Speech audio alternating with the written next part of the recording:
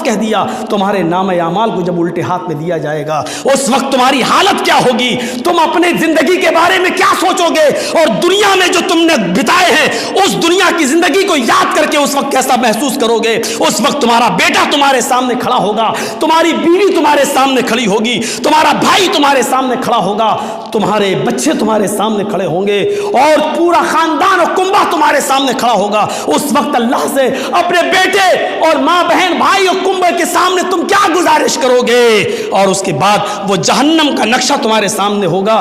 قرآن کی ان آیات نے ان کو جھنجھوڑ کے رکھ دیا ہے۔ کاش فاعتبروا یا اولی الابصار، کاش آنے والی زندگی کو موجودہ زندگی پر ترجیح دینے والی عقل ہمارے پاس موجود ہوتی اور ہمارے پاس عقل و شعور کی آنکھیں ہوتی۔ ہم روزانہ دیکھ رہے ہیں کتنے حادثے ہمارے محلے کے اندر ہی ہوئے اور ہماری برادری کے اندر ہوئے اور اچانک ہوئے، اور اچانک آنے والی موت یہ بتا رہی ہے کہ قیامت کھٹکھٹا رہی ہے اور قیامت نزدیک ہے۔ میرے پیارے ساتھیوں، باللہ من شرور انفسنا ومن سیئات اعمالنا،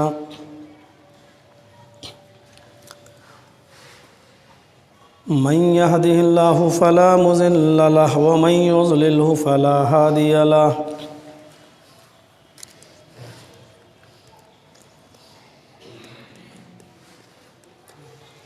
وأشهد أن لا إله إلا الله وحده لا شريك له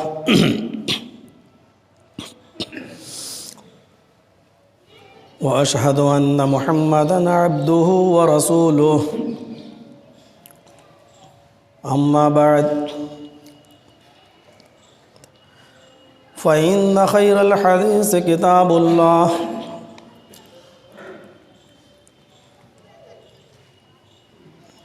وخير الهدي هدي محمد صلى الله عليه وسلم،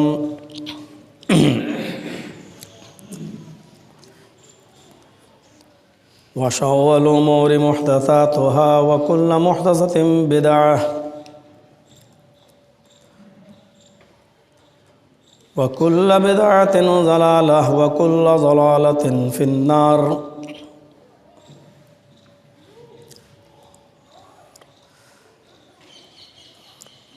أعوذ بالله من الشيطان الرجيم، بسم الله الرحمن الرحيم، اليوم لا تملك نفس لنفس شيئا والأمر يومئذ لله،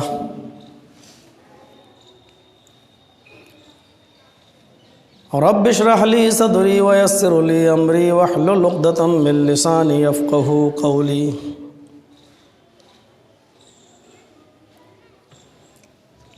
حمد و ثنا، تعریف و توصیف، کبریائی و بڑائی، تسبیح و تحلیل، تقدیس، تکبیر، سب اللہ تبارک و تعالیٰ کے لیے لائق و سزاوار ہے، جو مالک الملک ہے، رب العرش العظیم ہے، رب السماوات ہے، رب ذوالجلال والاکرام ہے، ارحم الراحمین ہے، احکم الحاکمین ہے، اور درود و سلام کے بے شمار پھولوں کی بارش ہو تمام پیغمبروں پر، اور بالخصوص محمد عربی سید الثقلین محمد الرسول اللہ صلی اللہ علیہ وسلم کی ذات گرامی پر اللہم صلی وسلم وبارک علیہ۔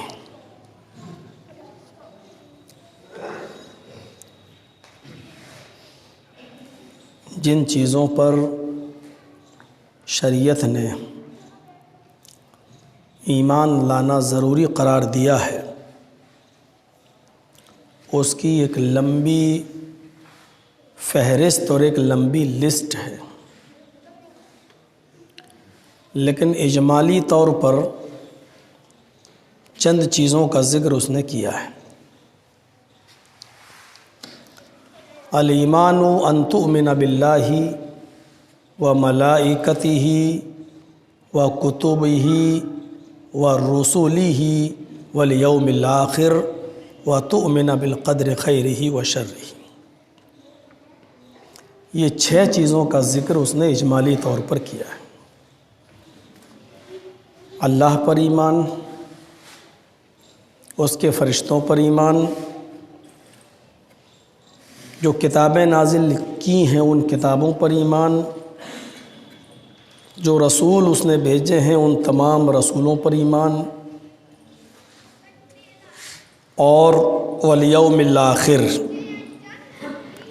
ڈے آف ججمنٹ، فیصلے کے دن پر اور قیامت کے دن پر ایمان۔ اور لاسٹ میں بتایا تؤمن بالقدر خیرہ و شرہ، اچھی اور بری تقدیر پر ایمان۔ ہمارے ساتھ اچھا ہے ہوا یا برا، جو کچھ بھی ہو رہا ہے، یہ سب ہماری تقدیر میں، ہماری قسمت میں پہلے سے لکھا ہوا تھا، اور جو تقدیر میں لکھا ہے وہ ہوگا۔ قدر یقدر، و تقدیر کے معنی ہوتے ہیں اندازہ لگانا۔ ہم صرف ایک اندازہ لگا سکتے ہیں، لیکن صحیح اس کا علم اللہ تبارک و تعالیٰ ہی کو ہے۔ تقدیر پر ایمان لانا ضروری ہے، لیکن تقدیر پر بھروسہ کر کے بیٹھے رہنا اور ہاتھ پیر نہ چلانا یہ جرم ہے۔ فرمایا کہ تقدیر پر ایمان لاؤ، لیکن تدبیر بھی کرتے رہو۔ تدبیر کے بعد پھر اللہ پر توکل کرو۔ اللہ کے رسول صلی اللہ علیہ وسلم نے اس کی مثال دی ہے کہ پہلے اونٹ کو رسی سے باندھ دو اور پھر اس کی حفاظت کے لیے اللہ پر توکل کرو کہ اب انشاءاللہ اللہ ہماری حفاظت کرے گا۔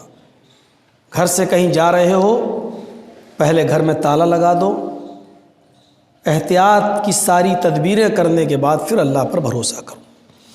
تو یہ اجمالی طور پر چند چیزوں کا ذکر کیا ہے، اور سب کا تعلق غیب سے ہی ہے، چھپی ہوئی چیزوں سے۔ اللہ کو ہم نے دیکھا نہیں ہے، اللہ پر ایمان ہونا چاہیے۔ فرشتوں کو ہم نے دیکھا نہیں ہے، اس پر ہمارا ایمان ہونا چاہیے۔ اللہ رب العالمین نے جو کتابیں نازل کی ہیں، ان کتابوں کو وقت نزول ہم نے نہیں دیکھا ہے، کتابیں دیکھی ہیں، لیکن جب اللہ تبارک و تعالیٰ نے ان کتابوں کو نازل کیا ہے تب اس وقت ہم نہیں تھے، لیکن ان کتابوں پر ایمان لانا ضروری ہے۔ اللہ رب العالمین نے جن رسولوں کو بھیجا ہے، ہم نے ان رسولوں کو دیکھا نہیں ہے، لیکن اللہ تعالیٰ نے جن رسولوں پر ایمان لانا ضروری بتایا ہے ان پر ہمیں ایمان لانا چاہیے۔ قیامت کا دن آئے گا، ایک دن یہ دنیا تہس نہس ہوگی، ختم ہوگی، فیصلے کا دن ہوگا، ہمیں اس پر ایمان لانا ہے اور تقدیر پر ایمان لانا ہے۔ اس سب کا تعلق غیب سے ہے۔ سورہ بقرہ کا پہلا رکوع پڑھیں گے، اللہ رب العالمین نے اسی طرف اشارہ کیا ہے، ذالک الف لام میم ذالک الکتاب لا ریب فیہ ھدی للمتقین الذین یؤمنون بالغیب۔ الذین یؤمنون بالغیب، وہ لوگ بھی کامیاب ہیں، وہ لوگ بھی جو ہے ہدایت پر ہیں جو غیب پر یقین رکھتے ہیں، غیب پر ایمان رکھتے ہیں۔ ایمان ایک ایسا لفظ ہے جو دوسرے مذاہب کے ماننے والے بھی اس ایمان کی دہائی دینے لگے، اور اسی ایمان کو اپنے اندر جب کوئی شخص پیدا کر لیتا ہے تو اس کا نام پڑ جاتا ہے ایماندار۔ ایمان کو اپنے اندر رکھنے والا، ایمان کی پرورش کرنے والا۔ اور یہ لفظ ایمان سے ایماندار اتنا عام ہو جاتا ہے کہ اگر غیر مسلم بھی کسی کی امانت کو واپس کر دے تو کیا کہا جاتا ہے کہ بڑا ایماندار ہے۔ کوئی غیر مسلم بھی اگر ہماری کوئی چیز گم ہو گئی اور اس کو مل گئی اور وہ ہمیں واپس کر دے تو کیا کہا جاتا ہے کہ بڑا ایماندار ہے، جبکہ اس کے پاس ایمان نام کی کوئی چیز نہیں ہے، لیکن چونکہ اس نے اسلام کی ایک وشیشتا اور اسلام کی خاصیت کو اپنے اندر رکھ لیا ہے، اس لیے یہ لفظ اس کے اوپر بھی چسپا ہونے لگا ہے۔ صرف ایمان ہمارے ہی پاس ہے ایسا نہیں ہے۔ جاپان کی راجدھانی ٹوکیو، ایک غیر مسلم ڈرائیور ہے، ٹیکسی چلاتا ہے، ٹیکسی، اور سعودی عرب کا کوئی سفیر ایئرپورٹ پہ اترتا ہے اور ہندوستان کا وہ غیر مسلم ڈرائیور ٹیکسی وہ اس کو اپنی ٹیکسی میں بٹھاتا ہے اور لے کے چلنے لگتا ہے کہ صاحب ہمیں فلاں ہوٹل پہ جانا ہے۔ ٹھیک ہے، اس نے اپنی گاڑی پہ بٹھا لیا، تھوڑی دیر تک تو میٹر آن رہا، میٹر کے حساب سے وہاں پیسہ لگتا ہے، میٹر جتنا آپ کا میٹر آئے گا اتنا آپ کو بل دینا پڑے گا۔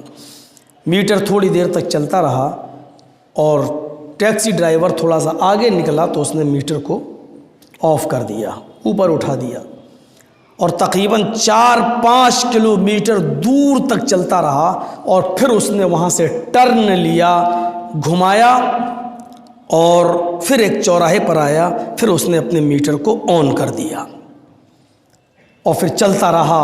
اور جب وہ ہوٹل آ گیا تو اس نے اس ہوٹل پہ جانے کے بعد کہا کہ مجھے میرا اتنا بل ہوا۔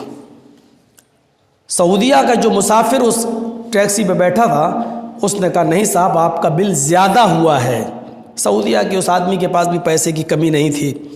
اس نے کہا صاحب آپ کا بل بہت زیادہ ہوا، لیکن آپ دھوکے سے میٹر کو اوپر کرنے کے بجائے، میٹر کو آپ نے نیچے کرنے کے بجائے اوپر کر دیا، اور فلاں فلاں موڑ پر آپ نے اپنے میٹر کو آف کر دیا تھا، لہٰذا یہ 4-5 کلومیٹر جو آپ نے زیادہ چلایا ہے اس کا میٹر میں بل نہیں آیا ہے، لہٰذا آپ کا بل زیادہ ہے۔ آپ اندازہ لگا لیجئے 4-5 کلومیٹر اتنا دور کا جو آپ سفر کر کے لائے ہیں اس کا کتنا اور بل بیٹھا ہوگا، ہم آپ کو پے کر دیتے ہیں۔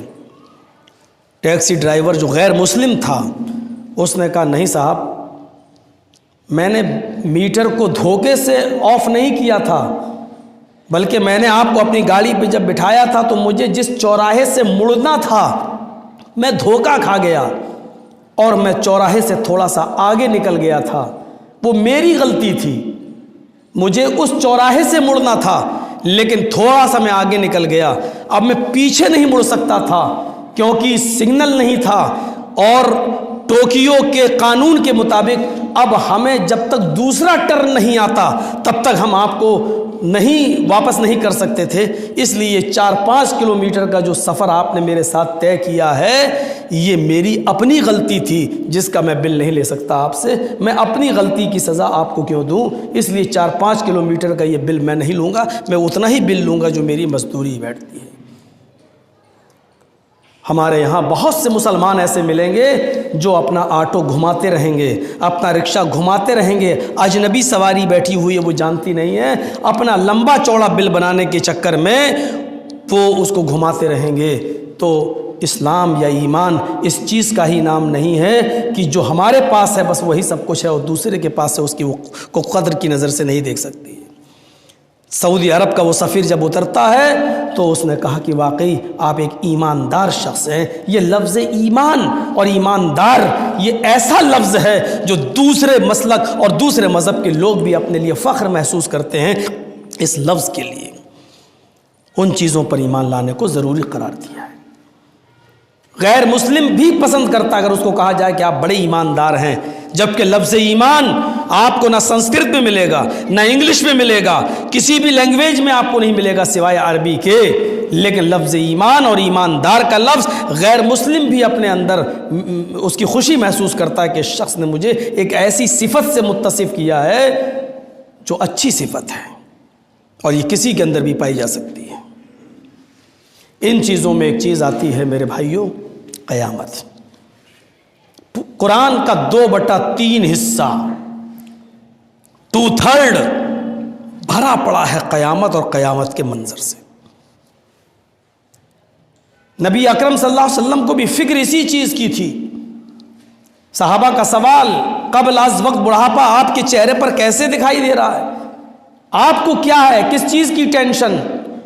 تو اللہ کے نبی صلی اللہ علیہ وسلم کا جواب یہ ہے کہ مجھے ٹینشن نہیں ہے کسی چیز کی، مجھے فکر ہے تو قیامت کی فکر ہے، اور مجھے سورہ قیامہ نے، سورہ حاقہ نے، سورہ نبا نے، سورہ دہر نے مجھے بوڑھا کر دیا ہے۔ وَلَلْآخِرَةُ خَيْرٌ لَكَ مِنَ الْأُولَىٰ، اللہ تعالیٰ نے بھی نبی اکرم صلی اللہ علیہ وسلم سے سورہ ضحیٰ میں فرمایا وَالضُّحَىٰ وَاللَّيْلِ إِذَا سَجَىٰ مَا وَدَّعَكَ رَبُّكَ وَمَا قَلَىٰ، قسم ہے ناشتے کے وقت کی واللیل اذا سجا، اور قسم ہے اس رات کی جب وہ پوری طریقے سے چھا جائے، اندھیرا گھپا گپ اندھیرا ہو جائے۔ ما ودعک ربک وما قلی، اے محمد صلی اللہ علیہ وسلم آپ کو آپ کے رب نے نہ تو چھوڑا ہے اور نہ وہ آپ سے ناراض ہوا ہے۔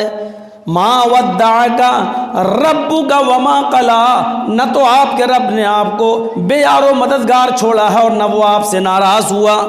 وَلَلْآخِرَةُ خَيْرٌ لَكَ مِنَ الْأُولَىٰ، آپ کے لیے نصیحت یہ ہے، آپ کے لیے نصیحت یہ ہے کہ آخرت کی زندگی کو ترجیح دیجئے دنیا کی زندگی پر۔ وَلَلْآخِرَةُ خَيْرٌ لَكَ مِنَ الْأُولَىٰ، آخرت کی زندگی دنیا کی زندگی سے بہتر ہے۔ کہیں قرآن انسان کو اس کا پاسٹ، اس کا ماضی یاد دلا رہا ہے، جب تمہارے ماں باپ کی شادی بھی نہیں ہوئی تھی اور تمہارا وجود تک اس دنیا میں موجود نہیں تھا، لیکن اس کے وقت بھی تمہاری روح ہمارے پاس موجود تھی۔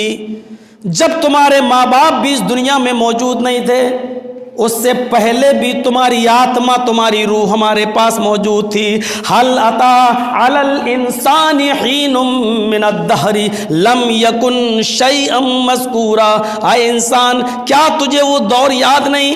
هل أتى على الإنسان حين من الدهر، اے انسان تیرے اوپر ایک ایسا زمانہ بھی گزر چکا ہے، تیرے اوپر ایک ایسا زمانہ بھی آ چکا ہے، لم يكن شيئا مذكورا، کہ تو کوئی قابل ذکر شے نہیں تھا، تیرا کوئی ذکر نہیں ہوتا تھا، نہ دنیا میں، نہ ماں باپ کے درمیان، نہ دادا دادی کے درمیان تیرا کوئی ذکر نہیں، تو کوئی قابل ذکر چیز ہی نہیں تھا۔ پھر اس قابل ذکر چیز سے تجھے قابل ذکر بنایا۔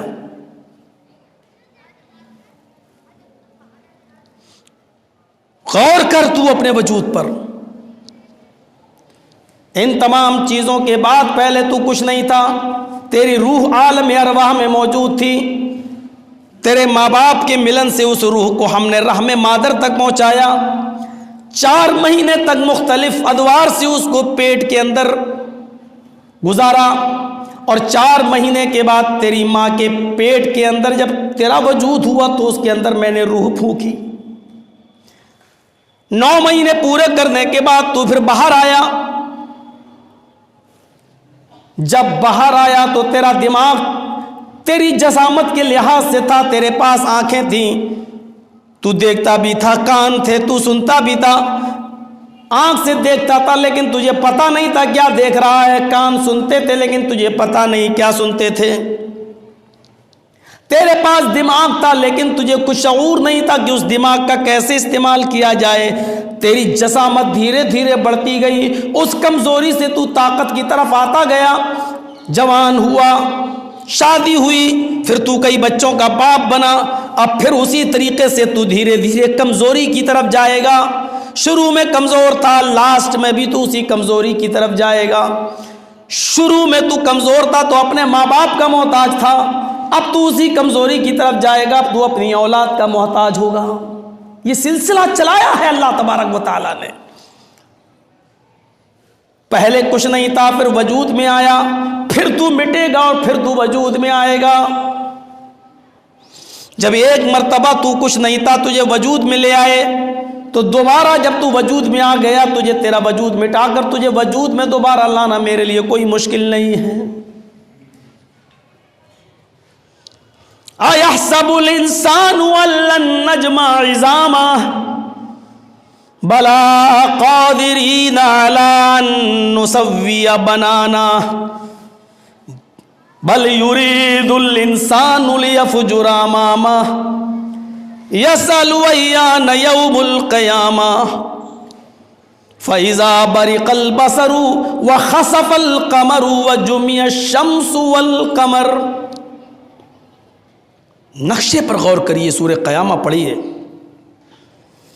انسان کیا تو یہ گمان کرتا ہے، انسان سوچتا ہے کہ ہم اس کی ہڈیوں کو دوبارہ جمع نہیں کر پائیں گے۔ اَيَحْسَبُ الْإِنسَانُ أَن لَّن نَّجْمَعَ عِظَامَهُ، انسان غور کرتا ہے، سوچتا ہے کہ ہم اس کی ہڈیوں کو جو سڑ جائیں گی، گل جائیں گی، ہم دوبارہ جمع نہیں کر پائیں گے۔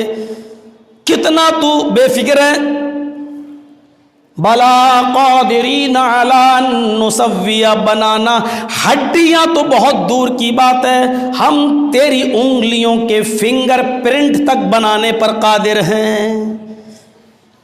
علی ان نسوی بنانا، تیری انگلیوں کے پور تک بنانے پر قادر ہیں۔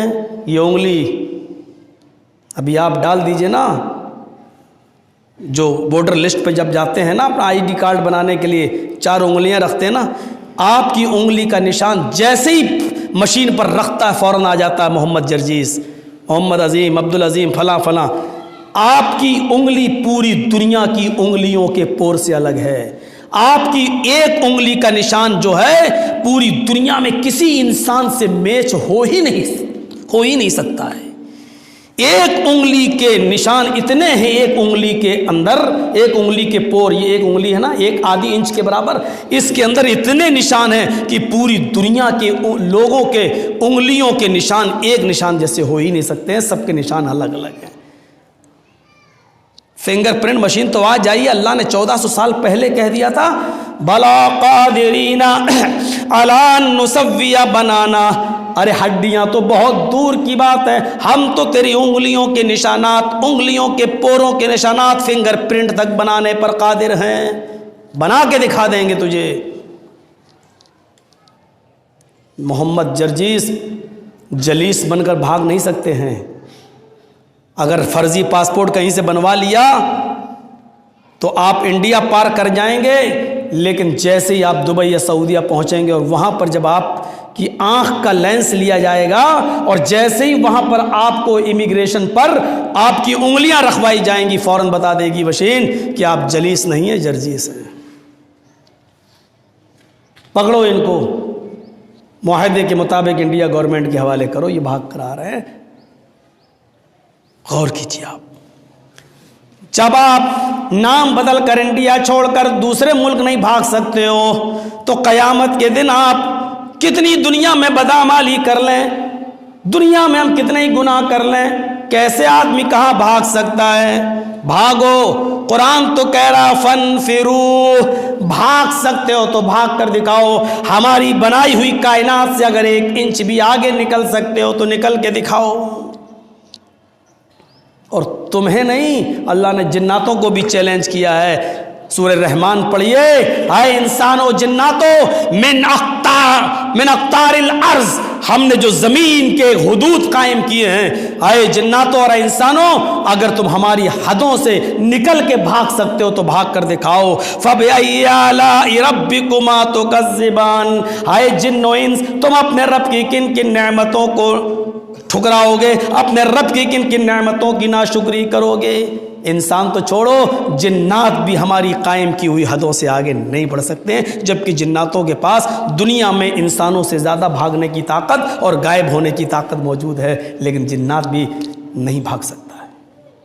ایک سیما، ایک متعین حد متعین کر دی۔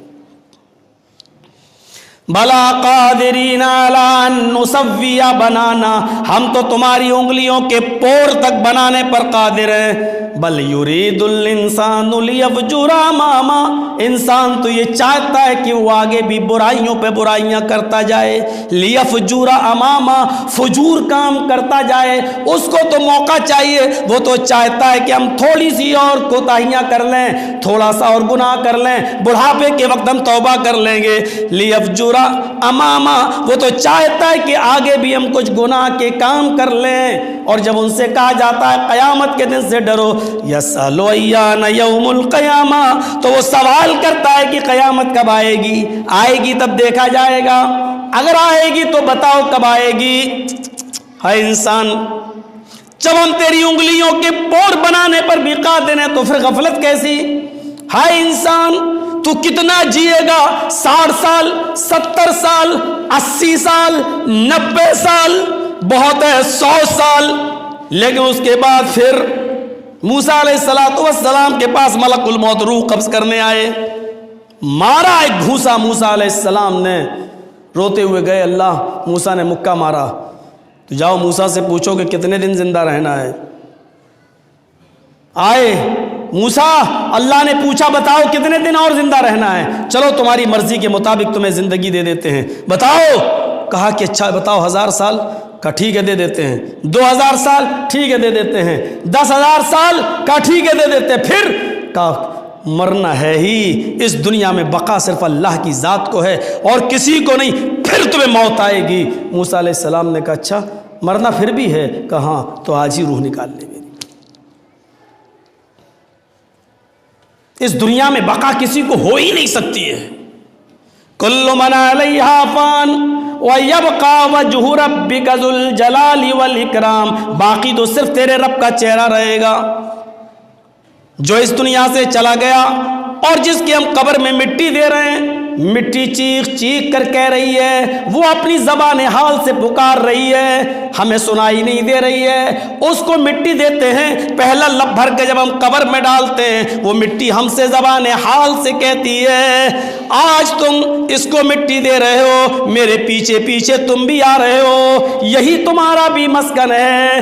تمہارے پاس جو اتنی پراپرٹی زمین و جائیداد ہے وہ تمہاری نہیں ہے، تمہاری اصل زمین یہی ہے، اسی 2 گز زمین کے تم مالک ہو جو مرنے کے بعد بھی تم سے کوئی نہیں چھین سکتا ہے۔ حقیقت میں تمہاری ملکیت یہی ہے، اپنی اس ملکیت کی قدر کر لو، اپنی اس ملکیت کی فکر کرو، جو تم چھوڑ کے آئے ہو وہ تمہارا نہیں ہے۔ اے مٹی دینے والے، جس گھر سے نکل کر تو مٹی دے رہا ہے وہ تیرا نہیں ہے۔ کتنی شاندار مثال دی جناب محمد رسول اللہ صلی اللہ علیہ وسلم نے، فرمایا جو تم کھا چکے ہو اب تک وہ تمہارا ہے، جو تم نے پہن کر پرانا کر دیا ہے وہ تمہارا ہے، اور اللہ کی راہ میں جو تم نے خرچ کر کے آگے بھیج دیا ہے وہ تمہارا ہے۔ اس وقت جو موجود ہے تمہارے پاس، چاہے وہ لاکھوں کا نہیں، کروڑوں کا نہیں، اربوں کا ہو، وہ تمہارا نہیں ہے۔ تمہارے مرنے کے بعد تمہاری اولاد اس پر قبضہ کر لے گی، اور ناشکری اولاد نکلی تو اس کو جوئے اور سٹے میں ہار جائے گی۔ تمہاری گاڑی کمائی پر وہ عیش کرے گی، اور پھر وہ بھی اسی تمہارے پیچھے پیچھے، وہ بھی تمہارے پیچھے پیچھے چلی آئے گی، اس کا بھی ٹھکانہ وہی ہے۔ اپنے اسی مال کی قدر کرو جو تمہارے پاس ہے، جو کھا لیا وہ تمہارا، جو پہن لیا وہ تمہارا، اور جو تم نے اللہ کی راہ میں خرچ کر دیا وہ تمہارا۔ یہ قبر کی مٹی زبان حال سے پکار کر کہتی ہے۔ یہ الگ بات ہے کہ دولت کے نشے میں اور دنیا داری کی رنگینیوں میں ہمیں مٹی کی وہ آواز سنائی نہیں دیتی ہے۔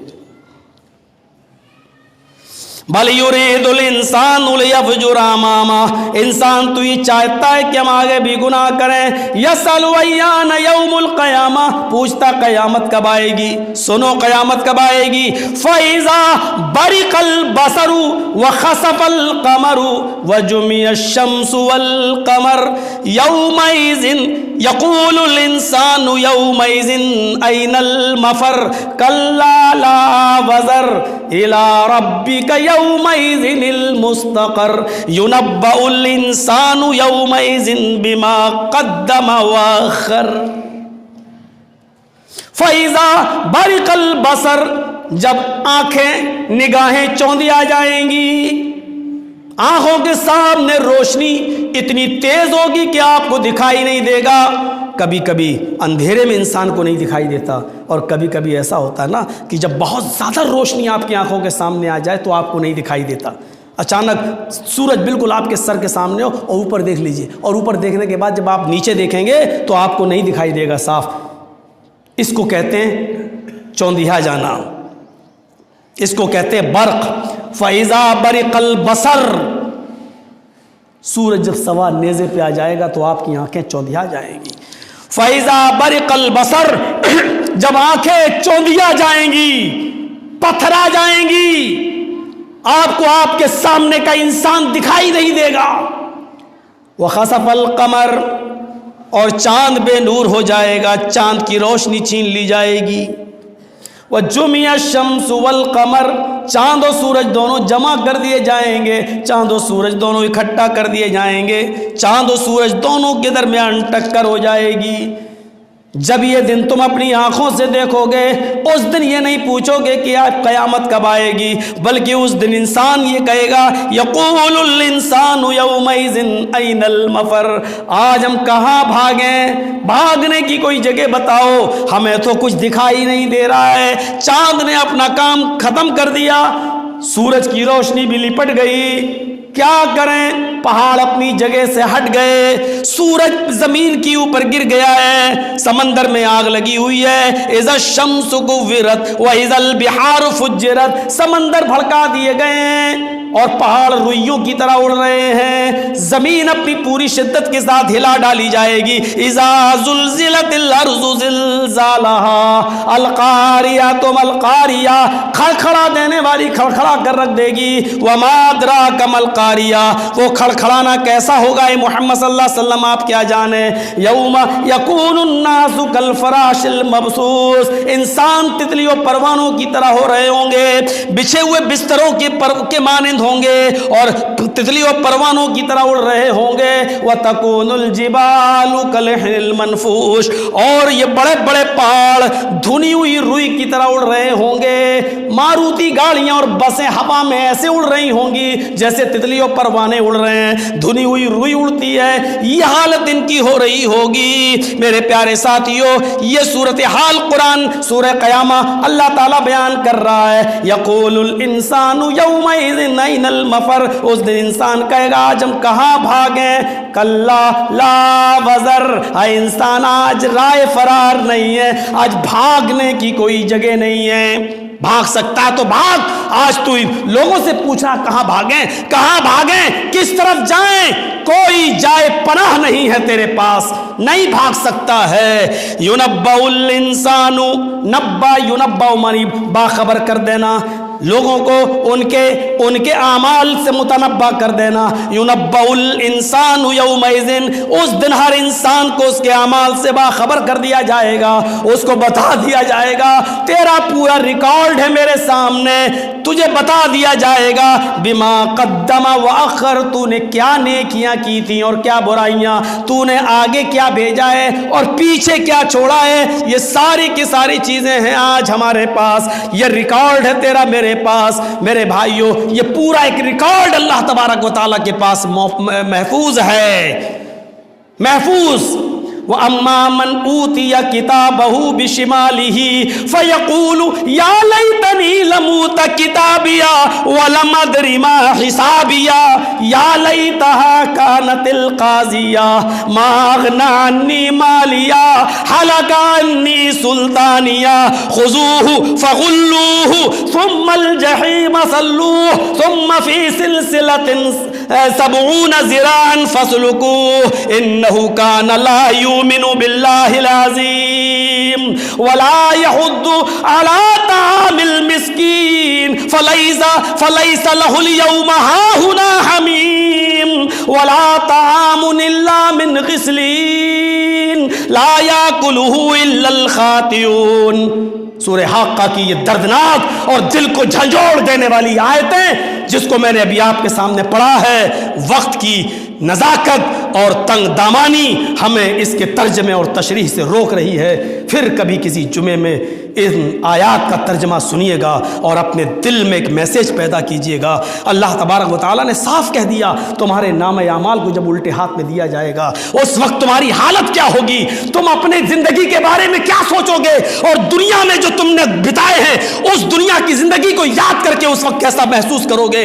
اس وقت تمہارا بیٹا تمہارے سامنے کھڑا ہوگا، تمہاری بیوی تمہارے سامنے کھڑی ہوگی، تمہارا بھائی تمہارے سامنے کھڑا ہوگا، تمہارے بچے تمہارے سامنے کھڑے ہوں گے، اور پورا خاندان اور کنبہ تمہارے سامنے کھڑا ہوگا۔ اس وقت اللہ سے اپنے بیٹے اور ماں بہن بھائی اور کنبے کے سامنے تم کیا گزارش کرو گے، اور اس کے بعد وہ جہنم کا نقشہ تمہارے سامنے ہوگا۔ قرآن کی ان آیات نے ان کو جھنجھوڑ کے رکھ دیا ہے۔ کاش فاعتبروا یا اولی الابصار، کاش آنے والی زندگی کو موجودہ زندگی پر ترجیح دینے والی عقل ہمارے پاس موجود ہوتی اور ہمارے پاس عقل و شعور کی آنکھیں ہوتی۔ ہم روزانہ دیکھ رہے ہیں کتنے حادثے ہمارے محلے کے اندر ہی ہوئے اور ہماری برادری کے اندر ہوئے اور اچانک ہوئے، اور اچانک آنے والی موت یہ بتا رہی ہے کہ قیامت کھٹکھٹا رہی ہے اور قیامت نزدیک ہے۔ میرے پیارے ساتھیوں، اس محلے کی بزرگ شخصیت، مایہ ناز ہستی اور ہمیں ہمیشہ اپنے بیٹے کی طرح سمجھنے والی وہ شخصیت جن کا نام نصیر احمد تھا اور لوگ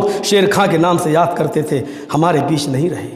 اللہ رب العالمین ان کو غریق رحمت فرمائے، ان کی مغفرت فرمائے۔ اللہ رب العالمین پل پل ان کے گناہوں کو معاف کر کے ان کی بخشش و مغفرت فرما کر ان کو جنت الفردوس کے اندر جگہ عطا فرمائے۔